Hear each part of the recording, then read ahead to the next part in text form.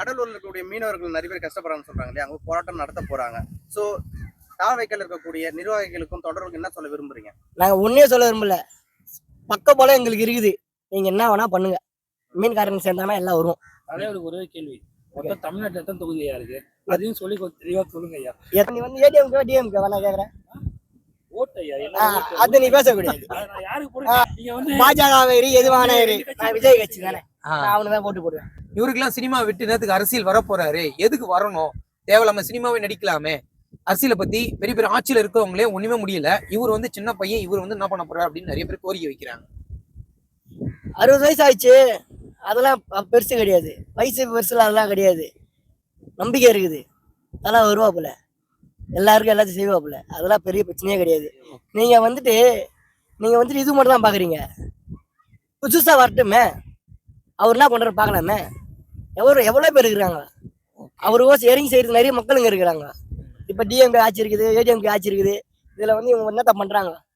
பணத்தை மட்டும் தான் சம்பாதிக்கணும். எப்படி சம்பாதிக்கணும் மட்டும் தான் பாக்குறாங்க. அவங்ககிட்ட இருக்கிற பணத்தை எப்படி நம்ம செலவு பண்ணலான்னு அவன் பாக்குறாரு. யாரு? விஜய். அவர்கிட்ட பணத்தை எப்படி செலவு பண்ணலாம் அவர் யோசிப்பாரு. அவர் அடுத்தவங்க பணத்துக்கு ஆசைப்பட முடியாது. விஜய் அவர்களை எல்லா மீனவர்களும் ஏத்துப்பாங்களா? ஏத்துப்பாங்க. ஏன்னா இது முன்னாடி அதிமுகவுக்கு ஓட்டு போட்டவங்க இருப்பாங்க, திமுக ஓட்டு போட்டு இருப்பாங்க, எத்தனை பேர் தமிழ் கட்சி ஓட்டு போட்டவங்க இருப்பாங்க. எல்லாருமே தாண்டி விஜய் அவர்கள் ஜெயிச்சிட முடியுமா? மீனவர் கோசம் பாடுபட்ட முடியுமா? பாடுபடுவாரு, ஓட்டும் கிழிப்பாரு. அடுத்த சேம் அவர் தான். 2026 அவர் தான் வரணும். ஓகே, கடலூர்ல இருக்கக்கூடிய மீனவர்கள் நிறைய பேர் கஷ்டப்படுறாங்கன்னு சொல்றாங்க இல்லையா? அங்க போராட்டம் நடத்த போறாங்க.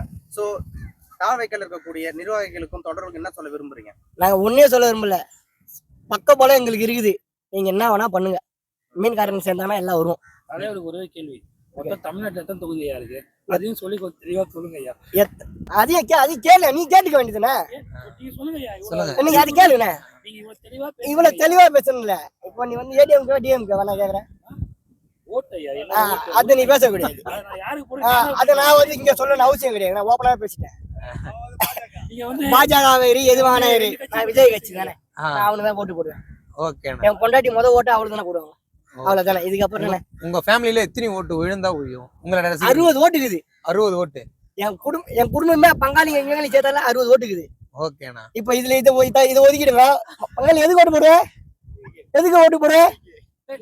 ஓ, நம்ம இதெல்லாம் எங்க பங்காளிங்க. யார வேணா கூப்பிட்டு கேளுங்க. Okay okay. விஜய்க்கு தான் ஓட்டு போடுவோம். அவ்வளவுதான். தளபதி தான். அடுத்த தளபதி. என்னன்னா நிறைய பேர் வந்து ஏற்கனவே ஒரு தளபதி இருக்கிறாங்க.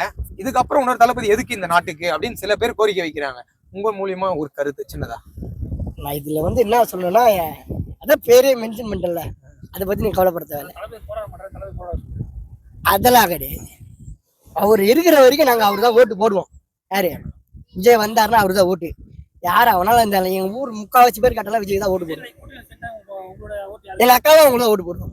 நிறைய பேர் வந்து தளபதி வரமாட்டாரு, இவர் சும்மா அரசியலை பத்தி எதுவும் தெரியாது, இவர் வந்து மக்களுக்கோசம் என்ன இறங்கி வேலை செய்ய போறாரு அப்படின்னு நிறைய பேர் கோரிக்கை வைக்கிறாங்க. யாரும் வந்து காட்டிக்க மாட்டாங்க. பெரிய ஆள் யாரும் காட்டிக்க மாட்டாங்க. இவங்க வந்து அரசியலை பார்த்தவங்க. இப்ப அரசியலை புதுசா பாக்குறாருல, அவர் பாப்பாரு. ஏன்னா உங்ககிட்ட இருக்கிற பணத்தை நீங்க வச்சுக்கிறீங்க.